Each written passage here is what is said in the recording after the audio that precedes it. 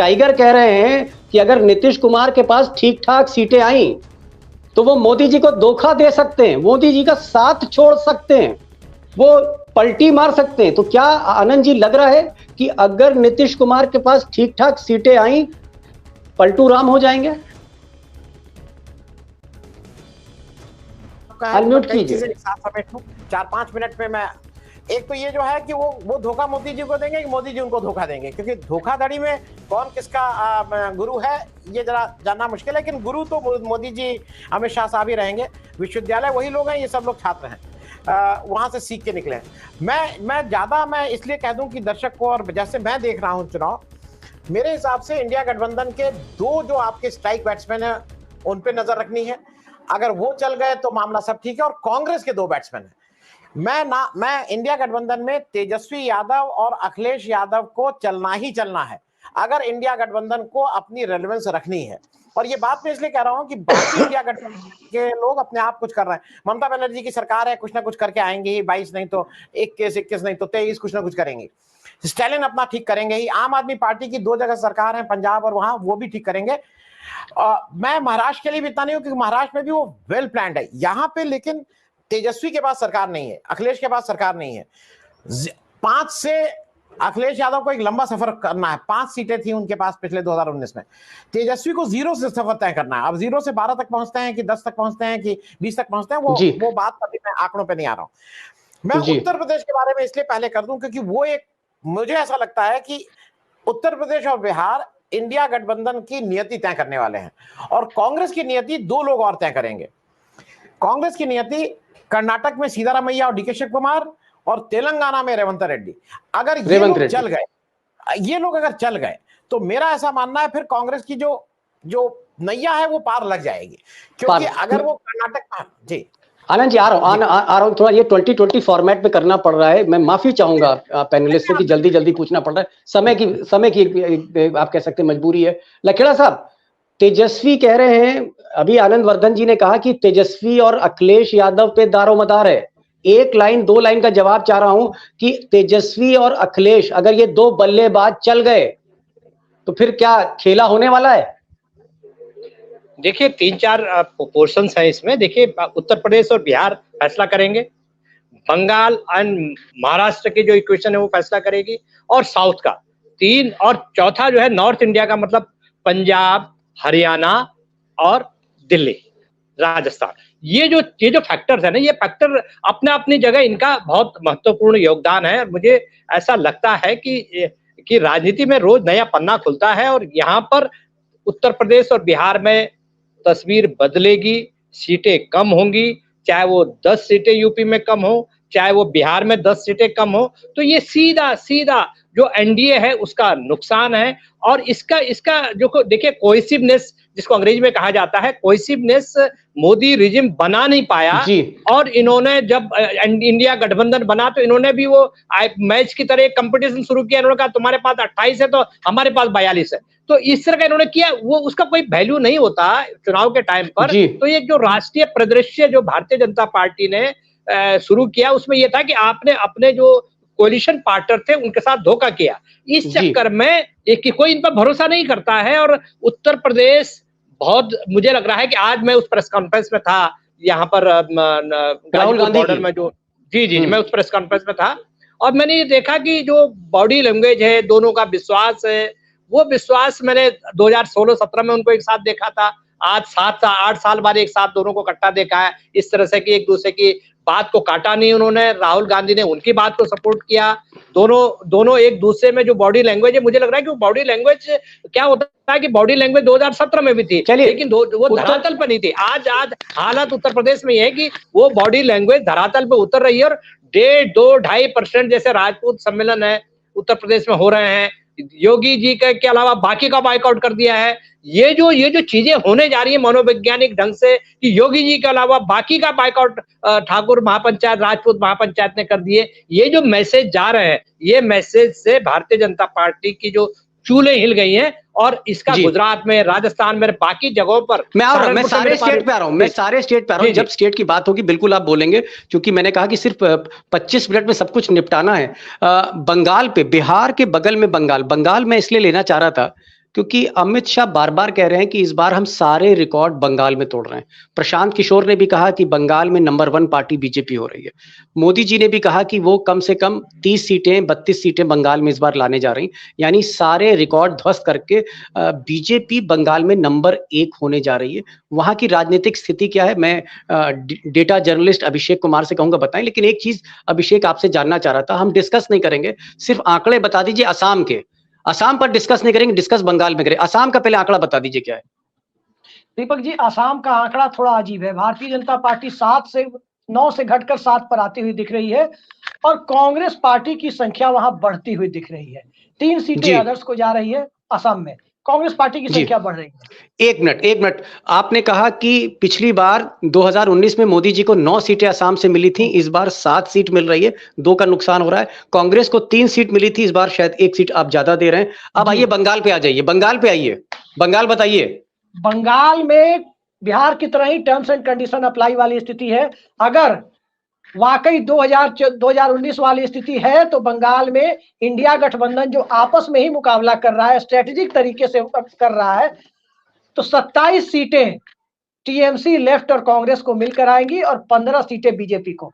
लेकिन यदि ये स्ट्रेटेजिक अलायंस वर्कआउट कर गया, अच्छे से वर्कआउट हो गया जमीन पर, तो भारतीय जनता पार्टी 15 से सीधे 10-12 की डिप भी लगा सकती है, यानी वहां वो 3 से 5 पर भी आ सकती है। लेकिन हमें बाहरी आवरण को ही फिलहाल चर्चा करनी चाहिए। आपने तो आज अमित शाह को शॉक दे दिया, वो कह रहे हैं 35 सीट आ रही है, आप कह रहे हैं 15। टाइगर, अमित शाह बोल रहे हैं 35 सीट 42 में बंगाल में ला रहे हैं, और अभिषेक जो उनका डेटा दिखा रहा है कि 15 सीट पर सिमट रहे हैं। पिछली बार से 3 सीट कम। पिछली बार पश्चिम बंगाल में 42 में से 18 सीटें अमित शाह मोदी ने जीती थी, इस बार 15 है। क्या जादू फेल हो रहा है बंगाल में? अभिषेक जी को आपने ठीक से सुना नहीं। अभिषेक जी ने कहा कि ये 15 से 10 भी हो सकती जी, 10 भी हो सकती है। और मैं तो अभी तक 8 पे अटका हुआ था, अभिषेक जी के कहने से मैं 10 पे गया हूं। तो ये एक क्रेडिटेबल बात है बीजेपी के लिए कि वो डबल डिजिट में आ रही है। वो तो आपके शो पे बंगाल के ही पत्रकारों ने कहा कि सिंगल डिजिट पे निपट रही है वहां पे बीजेपी। भाव, मैंने 10 नहीं कहा, मैंने कहा कि 10 और नीचे जा सकती है। हाँ, 15 से 5 भी हो सकती है। बताइए जी, हालत नहीं, कारण क्या है? में बुरी, कारण बंगाली अस्मिता, कारण बाहरी अंदरूनी जो ओरिजिनल बीजेपी है वहां पे वो थक गई है बाहर के लोगों से। जी, आनंद वर्धन जी, अमित शाह कह रहे थे 35 सीटें आ रही हैं, गारंटी दे रहे थे, मोदी की गारंटी दे रहे थे। अभिषेक का आंकड़ा कह रहा है 15 के नीचे। आप सहमत हैं इस आंकड़े से, 15 से, या आपको लगता है ये आंकड़ा 20 तक जाएगा अमित शाह का?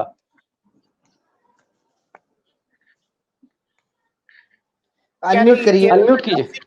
नहीं, मोदी की गारंटी कह रही केरल में 10 सीटें, तो मोदी की गारंटी ठीक है। मोदी की गारंटी तो बहुत सी चीजें कही है, उसमें टाइम वेस्ट होगा, मुझे लगता है उन पे बात करना भी इस समय, क्योंकि इस समय टाइम इंपॉर्टेंट है। मैं बंगाल का सिर्फ 1-2 चीजें बता दूं।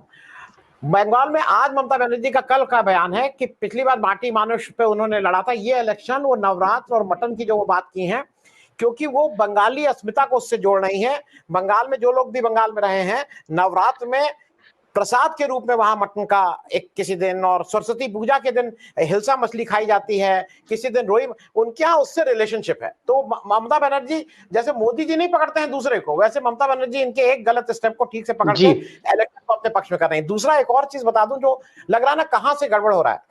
नॉर्थ बंगाल में 8 सीटें हैं, पिछली बार बीजेपी 8 में से 7 सीटें लाई थी, इस बार वहां पे इन्होंने जॉन बारला और ये सबको का टिकट काटा है, वहां पे काफी असंतोष है। अब वो 8 में से बीजेपी 2 बचाती है कि 4 बचाती है, ये इतने कम समय में कहना नहीं रहेगा, क्योंकि सीट वाइज चलेंगे।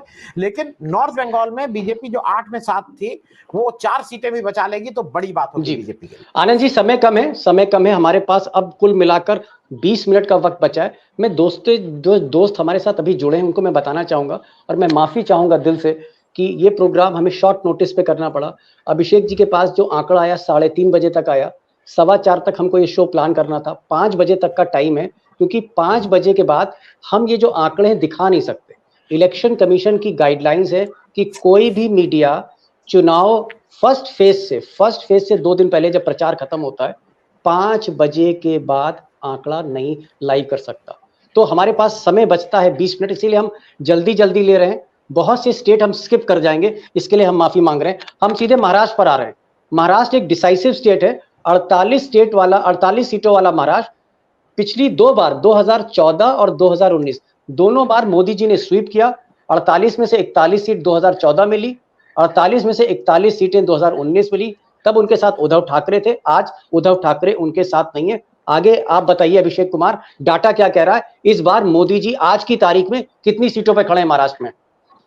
महाराष्ट्र में 28 सीटों पर, मिनिमम 28 सीटों पर महाराष्ट्र में महाविकास आघाड़ी यानी इंडिया गठबंधन खड़ा है।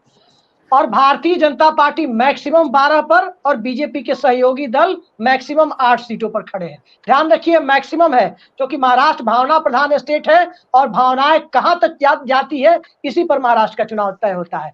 कि आपका कहना है कि शरद पवार, राहुल गांधी, उद्धव ठाकरे 48 में से 28 सीट ला रहे हैं आज की तारीख में। ये सीटें ऊपर भी जा सकती, नीचे भी जा सकती। बीजेपी आपका कहना है 12 सीटों पर खड़ी है।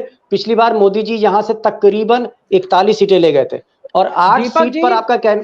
जी दीपक जी, सबसे अच्छा स्ट्राइक रेट महाराष्ट्र में एनसीपी का रहने वाला है, चाहे इंडिया हो या एनडीए हो। वो जितनी सीटें लड़ रहे हैं, 10 सीटों की चर्चा है, हो सकता है वो 10 में 10 तक पहुंच जाए, जो महाराष्ट्र से पता चल रहा है। बेहतर टाइगर बीजेपी 12 सीटों पर बीजेपी, 28 सीटों पर शरद पवार, उद्धव ठाकरे, 12 सीटों पर बीजेपी आज की तारीख में। पूरा एनडीए का कुनबा 9 सीटों पे सिमट जाएगा। विदर्भ के जल्दी कारण, 3 कारण जल्दी, समय की कमी है। 3 कारण इसलिए कि शरद पवार के साथ विधायक नहीं, सांसद नहीं, लेकिन जनमानस है। उद्धव के साथ कार्यकर्ता है, जनमानस है, सांसद और विधायक नहीं। और जो गए वो गन पॉइंट पे गए। महाराष्ट्र में गद्दारों की सजा माफी नहीं होती, मैं बार बार कहता हूं। इसके पहले जो शिवसेना छोड़ के गए उनका हश्र बुरा हुआ। दूसरी ओर बीजेपी में बाहरी लोग इतने आ गए कि ओरिजिनल बीजेपी सफोकेट हो गई। इसलिए जो ओरिजिनल बीजेपी एनसीपी करके अजित पवार जो चुनाव चिन्ह के साथ लड़ रहे हैं, जो ओरिजिनल घड़ी है, वो सिर्फ 4 सीटों पे लड़ रहे हैं। 4 सीटों पे लड़ रहे हैं। देखिए 4 सीटों पे लड़ रहे हैं। एकनाथ शिंदे जो 23 सीटों पे लड़ने वाली शिवसेना को 10 सीटों पे लेके आए। अभी भी ठाणे के सीट का लफड़ा पूरा सॉल्व नहीं हुआ है। जी मैं आ रहा हूं। टाइगर मैं यहां पर रोकूंगा। मैं माफी आज मांगूंगा, सबसे माफी मैं मांग रहा हूं। समय बहुत कम है, पूरे देश का आंकड़ा सबके सामने रखना है। ये आंकड़ा हमको 3:30 बजे मिला, 4:15 तक हम अपने मेहमानों को बुला पाए। समय बहुत कम है, 5 बजे तक सारी गुत्थी खोल के रख देनी है। अब बचता है मुश्किल से 18 मिनट। अभिषेक ऐसा करते हैं, बजाय एक एक राज्य के, महाराष्ट्र आपने निपटा दिया, आपने बिहार भी निपटाया, बंगाल नहीं, एक मिनट, मैं एक चीज सीधे आ रहा हूं। मेरी बस सिर्फ बात फॉलो कर लें। आप दिल्ली बता दीजिए, दिल्ली हरियाणा राजस्थान, ये 3 कवर कर लेते हैं। पंजाब भी चाहे तो बता दीजिए। ये वाली जो बेल्ट है, दिल्ली, हरियाणा, पंजाब, आप चाहें तो उसमें हिमाचल और उत्तराखंड भी जोड़ दीजिए, ये और नॉर्थ वाला एरिया देख लेते हैं। जी, दिल्ली में 7 सीटें बीजेपी की थी, 4 बीजेपी मैक्सिमम और मिनिमम 3 इंडिया अलायंस को आती हुई दिख रही है। हरियाणा की जहां तक बात है, बीजेपी बहुत अच्छा परफॉर्म यदि की कोई चमत्कार हुआ तो 6 सीटों तक, और इंडिया अलायंस उस चमत्कार में भी 4 सीटें निकालने की स्थिति में है, ऊपर भी जा सकती है। राजस्थान की बात करें तो 20 और 5 की स्थिति बन रही है, जबकि पिछली बार क्लीन स्वीप थी। हिमाचल प्रदेश, उत्तराखंड और चंडीगढ़, इन तीनों को मिलाकर 10 सीटें हैं। 10 की 10 क्लीन स्वीप थी, इस बार 10 की 10 क्लीन स्वीप की स्थिति नहीं है। इस बार 4 सीटें मिनिमम इंडिया अलायंस यानी कांग्रेस पार्टी को आती हुई दिख रही है। 1 उत्तराखंड में, 2 हिमाचल में और 1 चंडीगढ़ की सीट। जम्मू कश्मीर की स्थिति बता दूं, जम्मू कश्मीर में 3 सीटें थी भारतीय जनता पार्टी की, इस बार सिर्फ और सिर्फ जम्मू कश्मीर और लद्दाख मिलाकर 6 सीटों में 1 सीट आ रही है। और पंजाब की जहां तक बात है, सन्नी देओल का 2.5 किलो का हाथ छूटते ही खाता खुल जाए तो चमत्कार। जी नहीं, आपने कई राज्य बता दिए। आपने जम्मू कश्मीर बताया, आपने हिमाचल बताया, उत्तराखंड बताया, दिल्ली बताया, पंजाब बताया, हरियाणा और राजस्थान। ये जो पूरी बेल्ट है, इसमें कहीं भी बीजेपी को बढ़त नहीं इस बार मिल रही।